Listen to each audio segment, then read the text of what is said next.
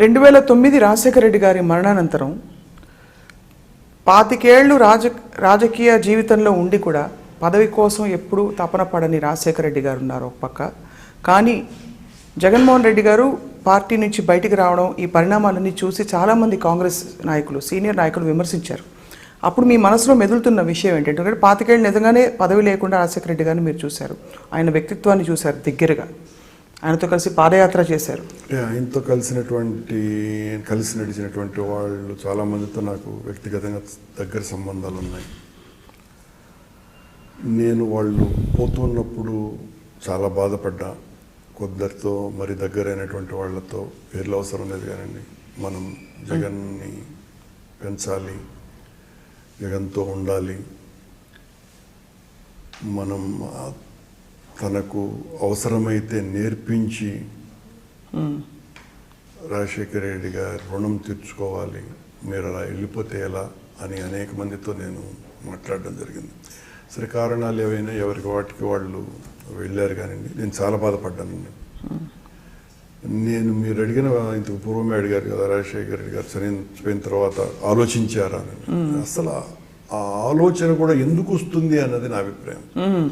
కష్టమో నష్టమో ఏదైతేనేమి, రాజశేఖర రెడ్డి గారు వారసత్వంగా తన కుమారుడు ఉన్నాడు, గట్టివాడు, తన్ని మనం పెంచడానికి ప్రయత్నం చేయాలి తప్ప, సరే ఎవరెవరి వాళ్ళని ఎవరిని కూడా నేను విమర్శించడానికి కూడా నేను సిద్ధంగా లేను.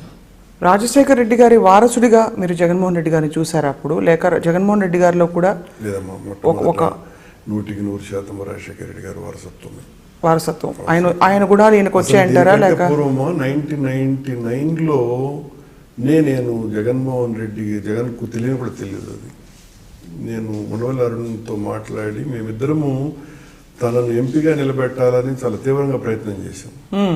ఆ రోజు ఏదో ఒక ఈవినింగ్ ఎడిషన్ వచ్చేది, నా స్నేహితుడు జగన్నాథ నాయుడు అని వాజ్ రిపోర్టర్, తన పేపర్ నడుపుతుంది హైదరాబాద్లో. దాంట్లో చాలా పెద్ద ఎత్తున ఒకసారి ఆర్టికల్ కూడా రాయించినాం, జగన్మోహన్ రెడ్డి యొక్క అవసరం ఉందని. అప్పుడు నాకు చిన్నతనం నుంచి జగన్ వ్యక్తిత్వం తెలుసును, కానీ రాజశేఖర రెడ్డి గారు చనిపోయిన తర్వాత వారసుడే అన్నదే ముఖ్యం. ఆ తర్వాత మనం అనుకున్న దానికంటే చాలా బాగున్నాడు తను అన్నటువంటి అభిప్రాయం. రాజశేఖర రెడ్డి గారి మరణం వెనుక చాలా రహస్యాలు, ఆ రిపోర్టు సరిగ్గా బయటికి రాకపోవడం లాంటి అనేక విషయాలు మీడియాలో ఆ మధ్య చాలా వచ్చాయి. మీరు కూడా నమ్ముతున్నారా నిజంగా కుట్ర ఉందని? నేను నమ్ముతున్నాను. నేను మొదటి ప్లీనరీలో తీర్మానాన్ని కూడా ప్రవేశపెట్టింది కూడా నేనే, అది నా నుంచి వచ్చింది. రాజశేఖర రెడ్డి గారి మరణం ఇప్పటికీ కూడా ఒక మిస్టరీ అన్నటువంటిది నా అభిప్రాయం. అది ఎప్పటికీ అంటే ఆ మిస్టరీకి ఎప్పటికైనా సమాధానం వస్తుందంటారా? అంటే మీ హయాం రావాలా, అంటే వైఎస్ఆర్సీపీ హయాం వస్తేనే వస్తుందంటారా, లేక కష్టం అమ్మా? అది సుభాష్ చంద్రబోస్ గారి మరణం లాంటిది, కష్టమే, ఎప్పటికీ మిస్టరీగానే మిగిలిపోయే అవకాశాలు ఎక్కువ ఉన్నాయంటారు. సార్, 2004లో మీరు రాజశేఖర రెడ్డి గారితో కలిసి పాదయాత్ర చేశారు, మీరు పుస్తకం కూడా రాశారు, మీ అనుభవాలు, పాదయాత్ర అనుభవాలు ఎలా ఉండేది అసలు? అంటే అన్ని కిలోమీటర్లు నడవడం ఏంటని అని చూస్తే ఒక రాజకీయ నాయకుడిగా మీరు ఇంతకు ముందు మన మధ్యలో టీటీడీ చైర్మన్కు జైలుకు ముందు మధ్యలో ఓ గొప్ప అనుభవం ఏంటంటే పాదయాత్ర. రాజశేఖర రెడ్డి గారితో కలిసి 67 రోజులు ప్రయాణించటం, ఆ ఎండలు, అసలు ఒళ్ళంతా ఒళ్ళు ఎండిపోయేది నిజానికి. నేను నా పాదయాత్రలో గాడ్స్ గ్రేస్ అవన్నీ కూడా నేను రికార్డ్ చేసుకున్నాను కాబట్టి ఆ పుస్తకం రాయగలిగిన, ఏ రోజుటికి ఆ రోజు ఎలాంటి అనుభవాలు పొందాను. రాజశేఖర రెడ్డి ఒక దశలో 40 రోజుల తర్వాత నన్ను పిలిచి నాలో మార్పు గమనించినావా కరుణ అని కూడా అన్నాడు. కర్ణ అంటాడు. కర్ణ అని ఏంటన్నాయా? ఎక్కడ కూడా విసుగు కానీ ఆ కోపం కానీ ఎన్ని పోయినా ఎగిరిపోయినాయా అన్నాను. అతనేమి నాకు సంజాయిషి కోసం అని చెప్పేటువంటి స్థాయి మనిషి కాదు. ఫీల్ అయినాడు, ఏదో వదిలేస్తున్నాం కొన్ని, కాశీకి పోతే వదిలేసినట్టు పాదయాత్రలలో జీవితంలో కోప్పడటాలు, అసహనము, విసుగు ఇలాంటివి వదిలేసి ప్రేమ, కరుణ అవన్నీ ఉన్నటువంటి వ్యక్తి.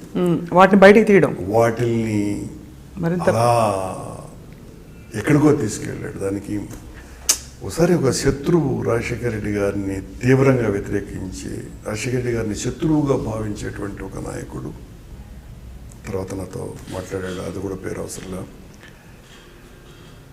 రాజశేఖర రెడ్డి గారి దగ్గరికి పోతే ముఖ్యమంత్రి అంటే ఎలా ఉన్నాడు రాజశేఖర రెడ్డి గారు తనను వ్యతిరేకించేటువంటి వాళ్లతో కూడా. పోతన గారు పద్యం మీకు తెలిసే ఉంటుంది. బలిచక్రవర్తి దగ్గరికి వామనుడు వెళ్ళినప్పుడు ఏమడుగుతాడు అనని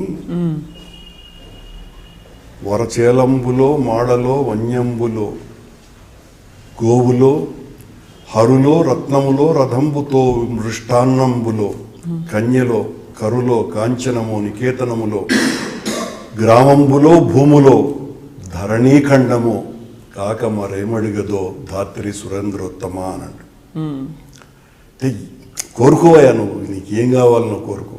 అంటే అవతలి వాడు ఏ సహాయం కోసమని వచ్చినాడు అన్నది కాకుండా నువ్వు ఏమడిగినా చేస్తా అనేటువంటి గొప్ప మనస్సు రాజశేఖర రెడ్డి గారికి వచ్చింది.